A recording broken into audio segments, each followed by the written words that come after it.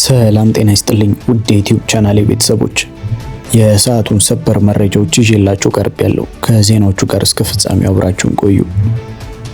እናት ፓርቲ በሀገራዊ የምክክር ኮሚሽን እየተመራ ያለው የምክክር ሂደት ከጅምሩ የጎላ ችግሮች የነበሩበት መሆኑን በመግለጽ አሁን እየተካሄደ ላለው ሂደትም ሆነ ውጤት ሙሉ በሙሉ እውቅና እንደማይሰጥ አስታውቋል።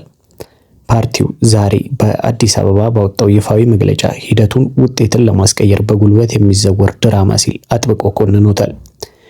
በመግለጫው ላይ እንደተብራራው ፓርቲው የምክክር ሂደቱ ገና ከጀመሩ አንስቶ ጉልህ ችግሮች እንደነበሩበት ለኮሚሽኑም ሆነ ለኢትዮጵያ ሕዝብ በተደጋጋሚ ሲያሳውቅ ቆይቷል።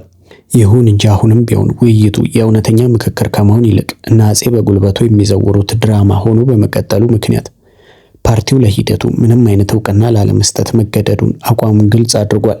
ሲቀጥልም ገና በእንቁላሉ ይስተካከል ስንል የከረምነው መዋቅራዊ ስህተት ኮሚሽኑ ራሱ ላስቀመጠው መርህ እንኳን ያለመገዛት፣ አብዛኛውን ተሳታፊ የወከለው ራሱ ገዢው ፓርቲ መሆኑ፣ አብዛኛውን ሰዓት ለበሳል ምክክርና ክርክር ሳይሆን በእረፍትና በዋዛ ፈዛዛ በማሳለፍ ጠንካራ ጉዳዮች ትኩረት መነፈግ፣ ሀገርን ሰቅዘው የያዙ ጉዳዮችና ችግሮችን ማለባበስ፣ ቀድመው በጓዳ በር የተወሰኑ ውሳኔዎችን ለማጸደቅ ሽኩቻና ሀሳቦችን ለይስሙላ ማንሳት፣ አሰልጣኝ ተብዬዎች ፕሬዝዳንቱን በህዝብ ከመምረጥ ይልቅ እንደ ደቡብ አፍሪካ ከፓርላማ መምረጥ ምትለዋንና መሰል የጓዳ ውሳኔዎችን ብቻ እንዲያጸኑ የመጡ ሰባኪያን ሆነው መገኘት፣ የእጅ አሰጣጡ ለተወሰኑ ሰዎችና ለሚፈልጓቸው ብቻ መሆኑ፣ ድምጽ ባልተሰጠበት ሁኔታ አብዛኛው ወይም ሁሉም ተመካካሪ የተስማማበት እየተባሉ ምክረ ሀሳቦች መቀመጥ፣ አጀንዳው በሚፈልገው መንገድ ያልሄደ ከመሰላቸው ደግሞ ምክክሮች ካለቁ በኋላ ያለቀን ጉዳይ መልሶ መላልሶ የማቅረብ፣ ከተመካካሪዎች የሚሰጡ ምክረ ሀሳቦች በድምጽ አሰጣጥ ሂደት እንደሚያልፉ ከተመካካሪዎች ስምምነት ውጪ ከሆነ ደግሞ ጉዳዩን ወደ ስምምነት የሚያመጣ የክልል ምክር ቤት የተቋቋመ ቢሆንም ይህ ነው የሚባል ስራ ያልሰራና የሂስሙላ መሆኑ፣ ይህንንና ለመዘርዘር የሚያዳግቱ መሰል ሂደታዊና መዋቅራዊ ግድፈቶች የነበሩበት ነበር ብሏል። ፓርቲው አጭር መግለጫውን ፈጣሪ አገራችን ኢትዮጵያንና ሕዝቧን ይጠብቅ በሚል መልካም ምኞት አጠናቋል። የአማራ ክልል የምክክሩ ተሳታፊዎች ትናንት ያስገቡት ቅሬታ በሀገራዊ የምክክር ጉባኤ ላይ የአማራ ክልልን እና ሕዝብን ወክለው የተሳተፉ ተመካካሪዎች በኮሚሽኑ ሕግና አሰራር ላይ ፈጽመዋል ያሏቸውን ከባድ ሕገወጥ ጥሰቶች በመቃወም ለኢትዮጵያ ሀገራዊ የምክክር ኮሚሽን የጽሑፍ አቤቱታ አቀረቡ። ተመካካሪዎቹ ነሐሴ 15 ቀን ባስገቡት አቤቱታ ወደ ምክክር ሂደቱ ሲገቡ ኮሚሽኑ በነጻነትና በገለልተኝነት ታሪካዊ ኃላፊነቱን ይወጣል በሚል ሙሉ እምነት የነበራቸው ቢሆንም በሂደቱ ወቅት ግን ኮሚሽኑ አሰራሮችን በመጣስና ገለልተኝነቱን ጥያቄ ውስጥ በመክተት ከባድ የሥነ ሥርዓት ጥሰቶችን ፈጽሟል ብሏል። እንደ ተመካካሪዎቹ ገለጻ ኮሚሽኑ የሚፈልጋቸውን አቋሞች በጥቂት ተሳታፊዎች ቢንጸባረቁ እንኳ እንዲያዝላቸው ያደርግ እንደነበረ፣ በተቃራኒው ደግሞ ሰፊው ተመካካሪ የሚፈልጋቸውን ነጥቦች በኮሚሽነሮች በኩል የማቃለልና የማፈን ጥረት ይደረግ እንደነበር ጠቁሟል። በተጨማሪም አንዳንዶች ኮሚሽነሮች በተለይም በአዲስ አበባ አጀንዳ ላይ አቋም ይዘው በመምጣት ያንኑ አቋም በምክረ ሀሳብነት ለማስገባት ተጽዕኖ ሲፈጥሩ እንደነበር አመልክቷል። ችግሩ የከፋው በምክክር ሂደቱ ማጠቃለያ ላይ መሆኑን ያብራሩት ተመካካሪዎቹ በ10፣ 50፣ 250 እና 500 ደረጃ ባሉ የሥራ ቡድኖች በአብላጫ ድምፅ የጸደቁና ነሐሴ 13 ቀን ተነበው ነሐሴ 14 ቀን ለ4000 ተመካካሪ በቀረቡበት ወቅት ከአዲስ አበባ ጉዳይ ጋር በተያያዘ ከኦሮሚያ ክልል በመጡ ጥቂት ተመካካሪዎች ሐሳቡ ግልጽ አይደለም የሚል ቅሬታ መነሳቱን ገልጿል። ኮሚሽኑ ይህንን ቅሬታ ለመፍታት በሚል ሕግና አሰራርን በመጣስ የክልል ተወካዮች ጉባኤ መጥራቱ 4 መሰረታዊ ሕጋዊ ጥሰቶችን ማስከተሉን ተመካካሪዎቹ ዘርዝሯል። አንደኛው ኮሚሽኑ በራሱ ሕግ መሰረት ውሳኔ ባልተሰጠበት ጉዳይ ላይ አቤቱታ አቅራቢዎች ኮሚሽኑን በሕግ አሰባስቦ እንዲሰበስብ ማስገደድ አይችሉም። ሁለተኛ የክልል ተወካዮች ጉባኤ ሕጋዊ አቤቱታ ቢቀርብ እንኳን መጥራት ያለበት በ500 ደረጃ ባሉ ተመካካሪዎች ታይቶ መፍትሄ ካልተገኘለት እንጂ በሳምንቱ መጨረሻና አጠቃላይ ሂደቱ ባለቀበት ሰዓት አይደለም።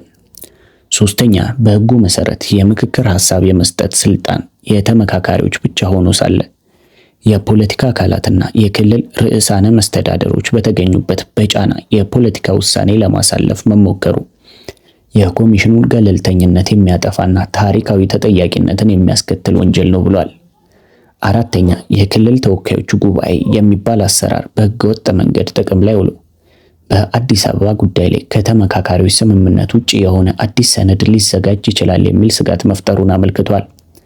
በመጨረሻም የአማራ ክልልና ህዝብ ተወካይ ተመካካሪዎች በህገወጥ መንገድ ተደራጅቶ በአዲስ አበባ ጉዳይ ላይ የሚመጣን ማንኛውንም አዲስ ወይም የተሻሻለ ምክር ሀሳብ እንደማይቀበሉ አሳውቋል። በተያያዘ ዜና የአማራ ተመካካሪዎች አገር እንዳይፈርስና ከክልል ውጪ ለሚኖረው አማራ ካሰባችሁ የአዲስ አበባን ጉዳይ ኦህዴድ በፈለገው መንገድ ተቀበሉ የሚል ዛቻ እየደረሰባቸው እንደሆነ ገልጿል። ዛቻው የተላለፈው በብአዴን አመራሮች በኩል ሲሆን 3 የብአዴን አመራሮች የአማራ ክልል የምክክር ተሳታፊዎችን የሀገርና ከክልል ውጪ ለሚኖረው አማራ ሲባል የሚወሰነውን ጉዳይ መቀበል አለባችሁ ሲሉ አስፈራርቷል። በሰሞኑን የምክክር ኮሚሽኑ ከፌዴራል ከተሞች ውጭ ያሉትን አጀንዳዎች ቃለ ጉባኤ ለተመካካሪዎች ያነበበ ሲሆን የአዲስ አበባን ጨምሮ የፌዴራል ከተሞች አጀንዳ አልተነበበም። ይህን የአዲስ አበባ ጉዳይ የምክክር ኮሚሽኑ ሽማግሌዎች ለተመካካሪዎች እንደሚገልጹት አስታውቋል። የኮሚሽኑ አመራሮች ለተመካካሪዎቹ ባስተላለፉት መልእክት የከተሞችን ጉዳይ ከሽማግሌዎች ትሰሙታላችሁ ያሉ ሲሆን ብልጽግና ተመካካሪዎቹ ላይ በዛተው መሰረት የኦህዴድ ጥያቄ በሽምግልና ስም እንደተካተተ ምንጮች ገልጿል። ለአገር ሰላም ያሰፍናል ተብሎ በአገዛዙ ሚዲያዎች የሚለፈፍለት ምክክር የፈለኩትን ካልሰጣችሁኝ አገር አፈርሳለሁ፣ ህዝብ እፈጃለሁ ወደሚል ማስገደጃ ተቀይሮ ተሳታፊዎች ምንም እንዳትሉ የሚል ከባድ ዛቻ እንደደረሰባቸው እየተናገሩ ይገኛሉ። ጋና አሜሪካን በመብለጥ በዓለም 6ኛዋ ከፍተኛ የወርቅ አምራች ሀገር ሆነች። ጋና አሜሪካን በመብለጥ በዓለም አቀፍ ደረጃ 6ኛዋ ከፍተኛ የወርቅ አምራች ሀገር ሆናለች። ሀገሪቱ በ2025 እንደ አውሮፓውያን አቆጣጠር ሪከርድ የሆነ 185 ቶን ወደ 5.94 ሚሊዮን አውንስ ገደማ ወርቅ ያመረተች ሲሆን ይህም ካለፈው ዓመት ጋር ሲነጻጸር የ23 በመቶ እድገት በማሳየት ከአሜሪካ በላይ እንድትሰለፍ አድርጓታል። የጋና ማዕድን ምክር ቤት ባልደረባ ክሪስቶፈር ኛርኮ እንደገለጹት አሁን ከፔሩ ቀጥሎ 6ኛ ደረጃ ላይ እንገኛለን። ስለዚህ ቅደም ተከተሉ ቻይና፣ ሩሲያ፣ አውስትራሊያ፣ ካናዳ፣ ፔሩ ከዚያም ጋና በመቀጠል አሜሪካ ይሆናሉ ብሏል። ለዚህ የደረጃ ለውጥ አበይት ምክንያቶች 2 ናቸው። የጋና ምርት ያደገ ሲሆን በአንጻሩ የአሜሪካ ምርት በኔቫዳ በሚገኙ የማዕድን ማውጫዎች ላይ ባጋጠሙ ቴክኒካዊ ችግሮች ምክንያት ቅናሽ አሳይቷል። በጋና የ100 ዓመታት የንግድ ማዕድን ቁፋሮ ታሪክ ውስጥ ለመጀመሪያ ጊዜ አነስተኛ አምራቾች ከሀገሪቱ ጠቅላላ የወርቅ ምርት ከ52 በመቶ በላይ የሚሆነውን አቅርበዋል። በአንጻሩ ትልልቅ የማዕድን ኩባንያዎች ያመረቱት መጠን ካለፈው ዓመት በጥቂቱ ዝቅ ብሏል። ለዚህ ስኬት ደግሞ በቅርቡ የተቋቋመው የጋና ወርቅ ቦርድ ከፍተኛ አስተዋጽኦ አበርክቷል። ቦርዱ የኮንትሮባንድ ንግድን በመቀነስ ምርቱ በህጋዊ መንገድ ወደ ስርዓቱ እንዲገባ በማድረጉ የአነስተኛ አምራቾች ወርቅ በመደበኛ መስመር ሊሰበሰብ ችሏል። ጋና ከአፍሪካ አንደኛ የወርቅ አምራችነቷን ያስጠበቀች ሲሆን ወርቅ አሁንም ለሀገሪቷ ኢኮኖሚ ከፍተኛ የውጭ ምንዛሪ ከሚያስገኙ ዋና ዋና ምርቶች መካከል ይጠቀሳል።